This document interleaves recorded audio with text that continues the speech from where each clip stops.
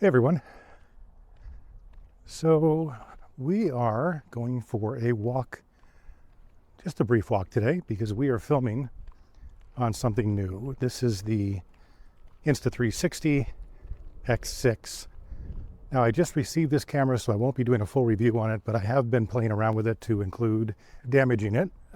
But I have been playing around with it over the weekend, and now that I got it fixed, which we'll talk about in this video as well, I just wanted to get outside and have you guys take a look at the image quality. Now, I also have some initial thoughts on the camera, which we'll go over. I'm not going to do a full review because there are so many reviews on day one of this camera, but I guess the difference between me and some of the other reviewers is I'm not sponsored by anybody. This is not a sponsored video. This is just me talking about something I purchased on my own. I do have affiliate links that you can buy this camera from that I'll leave down below, but outside of that, this is my toy that I use for filming content on this channel. So I have owned a 360 camera for, I guess, since the X3, and my channel actually started with me using 360 cameras, so I really enjoy them. I use them on the bike quite a bit, and when I went to Europe, if you watched any of my other videos, I'm still editing a bunch of other videos around that trip, but this kind of camera, and I was hoping the X6 would come out before that trip because I knew about the 1-inch sensor, and just the video quality is just significantly better. But the Insta360 X5 that I had, which I filmed in Europe, was just amazing. It was just the perfect kind of video camera to record anything you wanted to. Now, do I wish there was a 1-inch sensor?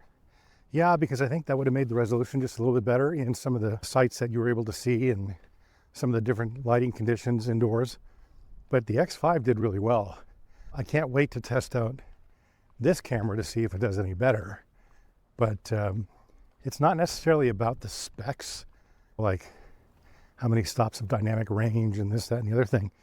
It's really just the quality of life using the camera and can it do what you want it to do. And if you are comparing image quality from, let's say, the Luna to this, we'll have to see. But having used 360 cameras, you're not going to get the same quality of image because while it's 8K, it's 8K around. So the part you're looking at is maybe 3K at most, especially given the increased size of the sensor. So is it bad?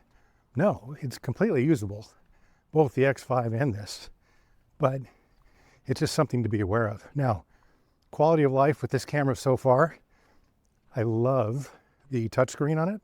It's a bit more square than the X5, but the camera also literally just fits in the palm of your hand.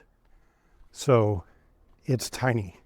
Weight is the same, so weight on the selfie stick that I'm using feels the same, but the size of it is just significantly smaller. And I sold my X5 already, so I could put them side by side, but I don't have the X5 anymore. So that is in a nutshell so far of what I think about this, because there's not a ton of change between this camera and the X5 from a gotta have it standpoint, other than really the sensor size and the colors and Dolby Vision, which I played around with a little bit, or I was playing around with it until I broke the camera. But other than that, it's very close to the same feature sets as the X5. Now, how did I break my camera? If you can see, and we'll get a little bit closer. I live in Las Vegas. It is currently about 101 or 105 degrees, somewhere in that neighborhood. It is hot outside, so we are only going to walk about a block. I'm in my neighborhood, but you could see these thunderstorms, especially off that way there, and then straight ahead. So this is monsoon season here in Las Vegas. Yes, it does rain in the desert, but we'll see this way, so you can see over that way there and around. You get some afternoon thunderclouds coming, and they make for just incredible sunsets. So if you're not following me on Instagram, go ahead and do that. Jason Lynch 7 is my username, but I do post time-lapse photos of sunsets and things like that during the season, just because they're pretty amazing how these clouds will form. It was really windy the other day, and this thing blew over. I've never had that happen in about 3 or 4 years of owning a 360 camera. I've never ever damaged the lens. I took this thing out of the box. It was a thunderstorm kind of afternoon, and set it up on the big long selfie stick, and this thing blew over probably about, 30 minutes into the time lapse. I didn't realize it until it was pouring rain, and picked the camera up again day one that I got this camera, and it damaged the lens because it fell on the concrete outside. So, lesson learned. Now, here's the experience though. You can't find the lens replaces on Amazon yet, or I think I looked today and you can, but you're not going to get it until like second or third week of September. Now that could all change, but when I looked today, that's what it was, around the 10th or more. However, I ordered directly from the Insta360 website, and that one I got today. So I got the camera delivered on Thursday. It is now the following Monday, and I was able to get the lens replacement. So this is why I'm making this video, because the other video would have been jacked up if I had a fuzzy lens. So anyway, the lens kit, which I'll go over in a moment, pretty extensive actually. There's a lot of stuff in that kit. I didn't break the lens, I just scratched it. So I didn't have to use all the things that came in the kit, like gloves and the brush and all this other stuff that they give you.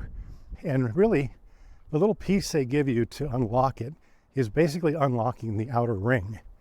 And then the lens just free floats in there pretty securely, but you just pick it out with your fingers and the lens just pops off.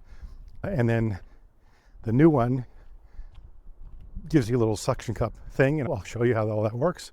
And then you just screw the ring back on, pull off the suction cup, and you're good to go. It took, a couple of minutes maybe, and it was pretty intuitive, so you didn't even need to read the instructions. But they do give you a lot of things in that kit, so if you cracked and broke the lens and it shattered the lens, you can clean it all out and get restarted. So again, I've never had to do that before, so I was a little freaked out by the process, but it was actually really easy. So here's some things I don't like.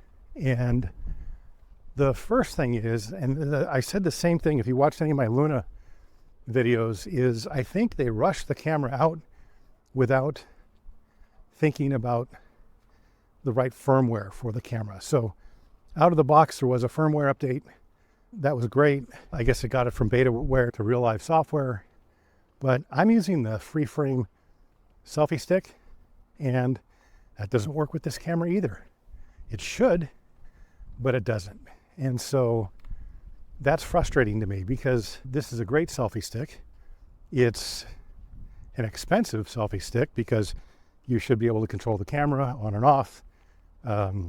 It works like a gimbal in the right mode, but it doesn't connect to the camera.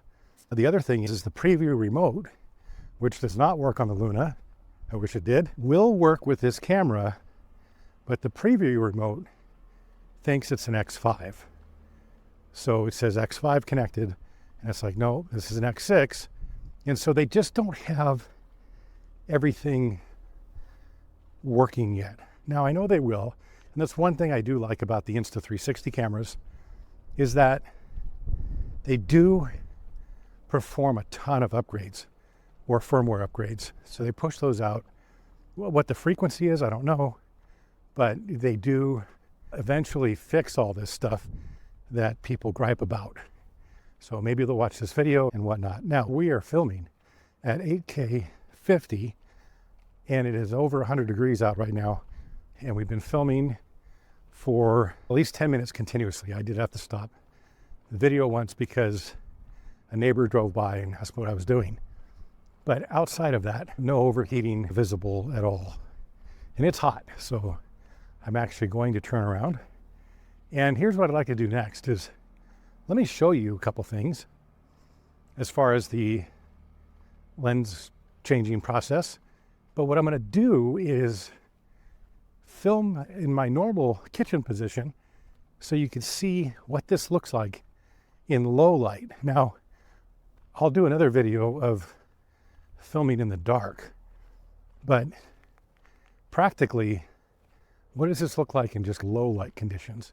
So let's do that next, and I'll cut here and let's see you in the kitchen. Okay, bye. Okay, so we're back in the kitchen, and let me give you the conditions here. I'm not using any lights whatsoever. While I live in a white house with white walls, I do have a little bit of late afternoon sun coming through the sliding door on this side, and I don't have anything turned on the ceiling. Now, the camera will switch into pure video mode automatically. There's no indicator that I can see that it's done that. Maybe I'll turn pure video mode on in a second just to see if it makes any difference. But right now, the camera thinks it has enough light to expose me properly. As far as what I see in the image, it looks like everything's fine, other than the field of view is really wide. My hands can get really big when I get close to it. But that is what we're left with here from a visual standpoint. Now, I can move the camera back a little bit more and give me a little bit more counter space, but as far as what I have going on here, this is the conditions that I'm in. I think there is the ability to track and to expose for face in the flat video profiles, where it can track your face and do all kinds of other things like the gimbal cameras can do. But I haven't played around with that yet, so don't quote me on that, but I think that is possible. Now, the one thing I did play around with is how far can you crop in on an object? Because if you're going really wide, you can go into kind of linear mode. And then from there, if you wanted to crop in even further, on the X5 at least, it got really pixelated really quick. This doesn't as much. So it does give you a little bit more wiggle room to play in with perspective a little bit. Also, I have a bar down the hallway there that's in shadow constantly and at night. And so I did play around with that, and unfortunately I deleted the video, but you could see the text is a little bit more crisp or more sharp. Now, is it great? Absolutely not. Is it like taking a picture with my Leica or Sony or Luna? Absolutely not. But it's better than the X5 was in that kind of condition when zooming in on like a bottle label, for example. That is just some first thoughts, and I'll do more videos on resolution, nighttime stuff. I'll put it on the bike and all this other stuff, but this is just day one, and it is really warm. I'm sweating. Okay, so this is what you get in the lens replacement package. Is you do get this little pouch of goodies, and they give you 2 replacement lenses, and the replacement lenses come in this, it looks like a contact lens thing. And let me turn the screen back on. There we go. So I can see. The screen does go dim, and then it just shows you a timer as far as how long you've been recording, but it doesn't keep that image on. Now, again, maybe there's a setting that I can switch that on or off, but right now the video part seems to time out, and then kind of gives you a different display instead. But this is what you get in the lens replacement kit. And I put the old lens in there just so you can see. But this piece here is the piece that would go around the lens and take apart that ring. So it's just righty-tighty, lefty-loosey kind of thing. There's also some spots here where you can use as leverage to get the old lens out. This is the old lens, but you can see this is how it comes. So you have the lens on this little suction cup piece right here, and so you don't have to touch the lens at all. There's also a secondary kind of ring, and it's a little bit magnetic in there, so it does hold this lens in the housing just gently. It's not a strong magnet at all, or I think it's a magnet at least, but it does keep the lens in place. What I was doing is I took the ring off with this little tool. This tool has some teeth in the inner ring here that match up with the teeth on the outer rim of the lens. I picked off the old lens. I plopped this one on because I didn't have to do any cleaning or anything like that. So I plopped this one on, and then I just left this suction cup on there And then I just put this over the ring that I took off that was actually still attached to this. And then righty-tighty, it locked everything in place, pulled the suction cup off, and you're good to go. So that is what you get here. Other than that, let me turn the screen back on. Sorry, guys. As you can see, a big thumb. But here's also then what you get. So you get, you get a little blower. So I guess if you crush the lens and you need to blow glass dust out, it works pretty well. So you get a little blower. You do get some disposable rubber gloves so you don't cut yourself. Not that there's anything sharp with this lens, but again, if you broke it or shattered it, you might have a risk of cutting yourself. You have a lens cloth. There's actually 2 of them because this is a 2-pack kit. You have 2 cleaning wipes as well, if you need the cleaning wipes. And then you get a little brush, like a little tiny paintbrush almost, to just get out loose glass. And then you get this little spudging tool to pick out the lens or release the lens or whatever you want to use that for. And then you get another replacement lens. So you can kind of see that's what the new one looks like. You can't tell what I ended up breaking. It was just a scuff. So you do get all of this in a kit, and really well done and really well packaged, and they thought of everything. And I would recommend just having one on hand, because like me, I was going to do this video, first impressions, on Thursday, and it is now late Monday afternoon. So it might be good just to have one as a just in case. They're not very expensive. I'll leave a link below, and you can kind of check them out and see if it's right for you. But really impressed with how easy this was to do and how simple it was. And I guess because I didn't crush the lens, it was really uneventful as far as changing the lens. If I had to do a bunch of detail work and pick out glass shards and things like that, maybe it would take me a little bit longer, but this literally took me less than 5 minutes to put on and off. Anyway, that is my first impression review of this camera. Let's do this. Let me just put this in pure video mode and let's see if it makes a difference, and then we'll end the video. Okay, so now we are in pure video mode. I don't know if I can spot a difference, at least looking at the camera. Now, sometimes the post-processing, it does something when you export the video, but right now it doesn't look that way. Now I am filming now in 8K 30. That's just the max limit. You can go in pure video mode, but everything else is the same. No lights on, same room, and everything else is how it was before. One thing I will note though, this camera right now is hot. Now again, we were out in it is about 101 degrees, 102 degrees, and plus the road heat and things like that. So it's probably about 105.